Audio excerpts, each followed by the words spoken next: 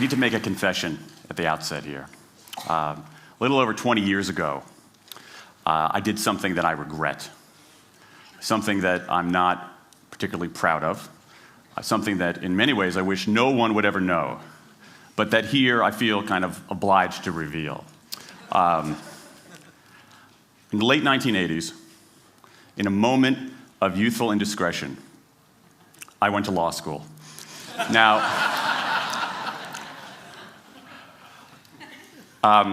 in America, law is a professional degree. You get your university degree, then you go on to law school. And when I got to law school, I didn't do very well. To put it mildly, I didn't do very well. I, in fact, graduated in the part of my law school class that made the top 90% possible.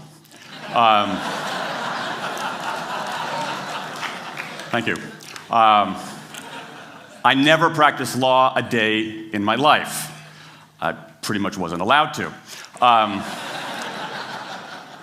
But today, against my better judgment, against the advice of my own wife, I want to try to dust off some of those legal skills, what's left of those legal skills. I don't want to tell you a story. I want to make a case. I want to make a hard-headed, evidence-based, dare I say lawyerly case for rethinking how we run our businesses. So, ladies and gentlemen of the jury, take a look at this. This is called the candle problem. Some of you might have seen this before. It was created in 1945 by a psychologist named Carl Duncker.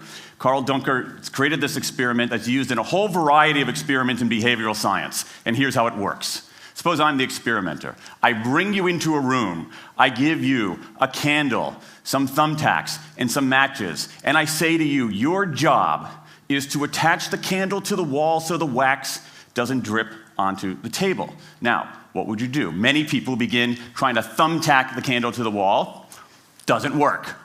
Some people, and I saw somebody kind of make the motion over here, some people have a great idea where they light the match, melt the side of the candle, try to adhere it to the wall. It's an awesome idea, doesn't work. And eventually, after 5 or 10 minutes, most people figure out the solution, which you can see here. The key is to overcome what's called functional fixedness. You look at that box and you see it only as a receptacle for the tacks, but it can also have this other function as a platform for the candle. The candle problem. Now, I want to tell you about an experiment using the candle problem done by a scientist named Sam Glucksberg, who's now at Princeton University in the US. This shows the power of incentives. Here's what he did. He gathered his participants and he said, I'm going to time you how quickly you can solve this problem. To one group, he said, I'm going to time you to establish norms, averages, for how long it typically takes someone to solve this sort of problem. To the second group, he offered rewards. He said, if you're in the top 25% of the fastest times, you get $5. If you're the fastest of everyone we're testing here today, you get $20. Okay, now this is several years ago, adjusted for inflation. It's a decent sum of money for a few minutes of work. Okay, it's a nice motivator. Question, how much faster did this group solve the problem? Answer, it took them on average 3.5 minutes longer. 3.5 minutes longer. Now this makes no sense, right? I mean, I'm an American, I believe in free markets, that's not how it's supposed to work, right? If you want people to perform better, you reward them, right? Bonuses, commissions, their own reality show, incentivize them. That's how business works, but that's not happening here. You've got an incentive designed to sharpen thinking and accelerate creativity, and it does just the opposite. It dulls thinking and blocks creativity. And what's interesting about this experiment is that it's not an aberration. This has been replicated over and over and over again for nearly 40 years. These contingent motivators. If you do this, then you get that. Work in some circumstances, but for a lot of tasks, they actually either don't work or often they do harm. This is one of the most robust findings in social science and also one of the most ignored. I spent the last couple of years looking at the science of human motivation, particularly the dynamics of extrinsic motivators and intrinsic motivators. And I'm telling you, it's not even close. If you look at the science, there is a mismatch between what science knows and what business does. And what's alarming here is that our business operating system, think of the set of assumptions and protocols beneath our businesses, how we motivate people, how we apply our human resources. It's built entirely around these extrinsic motivators, around carrots and sticks. That's actually fine for many kinds of 20th century tasks.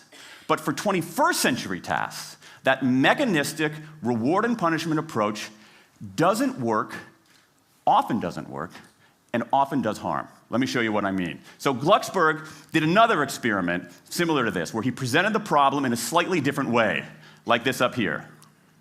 Okay?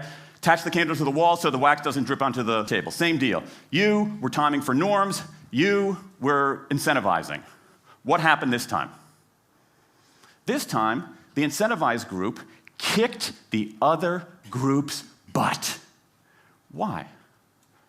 Because when the tasks are out of the box, it's pretty easy, isn't it? If-then rewards work really well for those sorts of tasks, where there's a simple set of rules and a clear destination to go to. Rewards, by their very nature, narrow our focus, concentrate the mind. That's why they work in so many cases. And so for tasks like this, a narrowed focus where you just see the goal right there, zoom straight ahead to it, they work really well. But for the real candle problem, you don't want to be looking like this. The solution's not over here. The solution's on the periphery. You want to be looking around. That reward actually narrows our focus and restricts our possibility. Let me tell you why this is so important. In Western Europe, in many parts of Asia, in North America, in Australia, white-collar workers are doing less of this kind of work and more of this kind of work. That routine, rule-based, left-brain work, certain kinds of accounting, certain kinds of financial analysis, certain kinds of computer programming, has become fairly easy to outsource, fairly easy to automate. Software can do it faster. Low-cost providers around the world can do it cheaper. So what really matters are the more right-brain, creative, conceptual kinds of abilities. Think about your own work. Think about your own work. Are the problems that you face, or even the problems we've been talking about here, are those kinds of problems, do they have a clear set of rules and a single solution? No. The rules are mystifying. The solution, if it exists at all, is surprising and non-obvious. Everybody in this room is dealing with their own version of the candle problem. And for candle problems of any kind, in any field, those if-then rewards, the things around which we've built so many of our businesses, don't work. Now, I mean, it makes me crazy. And this is not, here's the thing, this is not a feeling. Okay, I'm a lawyer, I don't believe in feelings. This is not a philosophy. I'm an American, I don't believe in philosophy. This is a fact, or as we say in my hometown of Washington, D.C., a true fact. Let me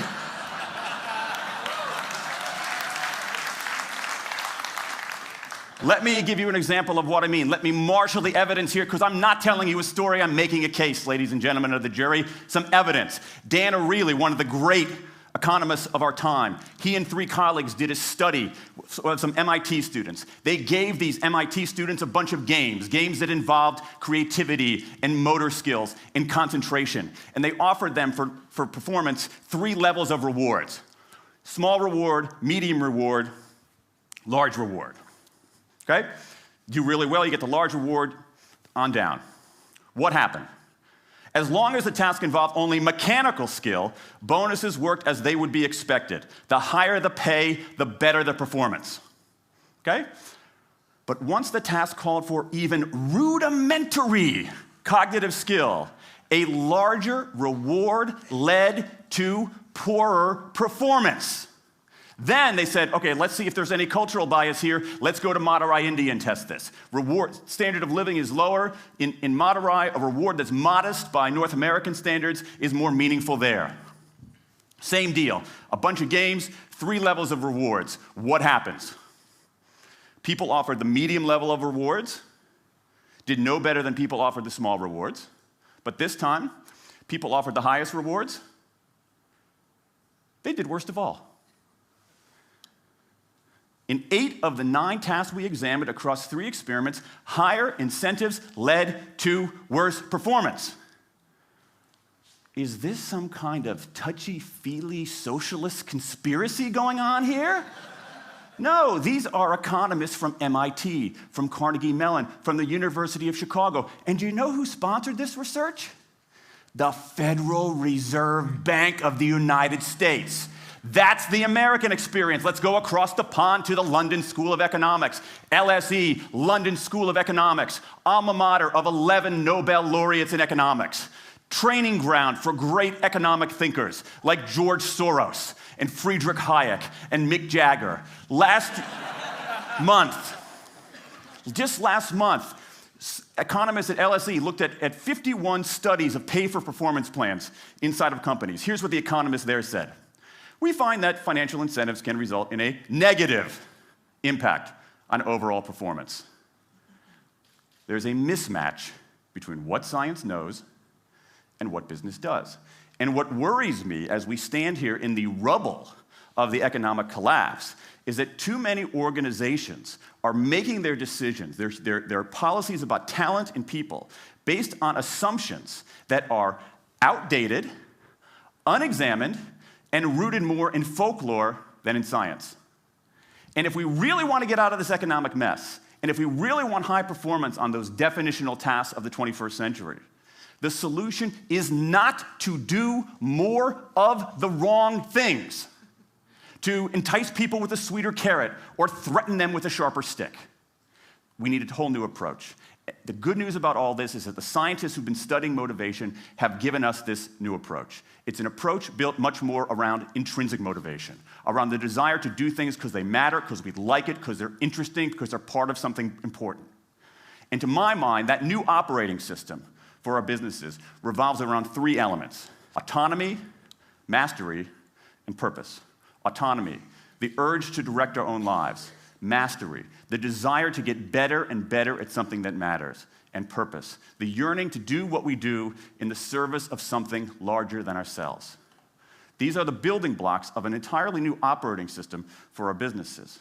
I want to talk today only about autonomy. In the 20th century, we came up with this idea of management. Management did not emanate from nature. Okay? Management it's not a tree, it's a television set. Okay? Somebody invented it. And it doesn't mean it's going to work forever. Management is great. Traditional notions of management are great if you want compliance. But if you want engagement, self-direction works better. Let me give you some examples of some kind of radical notions of self-direction. And what this means, you don't see a lot of it, but you see the first stirrings of something really interesting going on. Because what it means is, it means paying people adequately and fairly, absolutely. Getting the issue of money off the table, and then giving people lots of autonomy. Let me give you some examples. How many of you have heard of the company Atlassian? Okay, looks like less than half. Atlassian is an Australian software company, and they do something incredibly cool. A few times a year, they tell their engineers, go for the next 24 hours and work on anything you want. As long as it's not part of your regular job. Work on anything you want. So the engineers use this time to come up with a cool patch of code, to come up with an elegant hack. Then they present all of these stuff that they've developed to their teammates, to the rest of the company, in this wild and woolly all-hands meeting at the end of the day. And then, being Australians, everybody has a beer. They call them FedEx days. Why? Because you have to deliver something overnight. It's not bad. It's a huge trademark violation, but it's pretty clever. That one day of intense autonomy has produced a whole array of software fixes that might never have existed. And it's worked so well that Atlassian has taken it to the next level with 20% time, done famously at Google, where engineers can spend 20% of their time working on anything they want.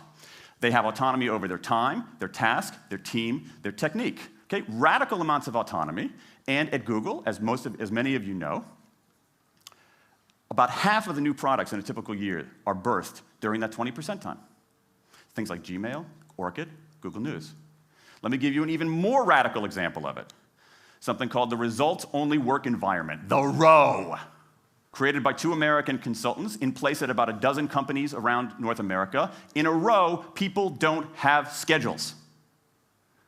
They show up when they want. They don't have to be in the office at a certain time or any time. They just have to get their work done. How they do it, when they do it, where they do it, is totally up to them. Meetings in these kinds of environments are optional. What happens? Almost across the board. Productivity goes up, worker engagement goes up, worker satisfaction goes up, turnover goes down. Autonomy, mastery, and purpose. These are the building blocks of a new way of doing things. Now, some of you might look at this and say, that sounds nice, but it's utopian. And I say, nope. I have proof. In the mid-1990s, Microsoft started an encyclopedia called Encarta. They had deployed all the right incentives. All the right incentives. They paid professionals to write and edit thousands of articles. Well-compensated managers oversaw the whole thing to make sure it came in on budget and on time. A few years later, another encyclopedia got started. Different model, right? Do it for fun. No one gets paid a cent or a euro or a yen. Do it because you like to do it. Now, if you had, just 10 years ago, if you had gone to an economist anywhere and said, hey, I got these 2 different models for creating an encyclopedia. If they went head-to-head, who would win? 10 years ago, you could not have found a single sober economist anywhere on planet Earth who would have predicted the Wikipedia model. This is the titanic battle between these 2 approaches. This is the Ali Frazier of motivation, right? This is the thriller in Manila, all right? Intrinsic motivators versus extrinsic motivators. Autonomy, mastery, and purpose versus carrots and sticks. And who wins? Intrinsic motivation, autonomy, mastery, and purpose in a knockout. Let me wrap up. There's a mismatch between what science knows and what business does. And here's what science knows. 1, those 20th century rewards, those motivators we think are the natural part of business, do work, but only in a surprisingly narrow band of circumstances. 2, those if-then rewards often destroy creativity. 3, the secret to high performance isn't rewards and punishments, but that unseen intrinsic drive, the drive to do things for their own sake, the drive to do things because they matter. And here's the best part.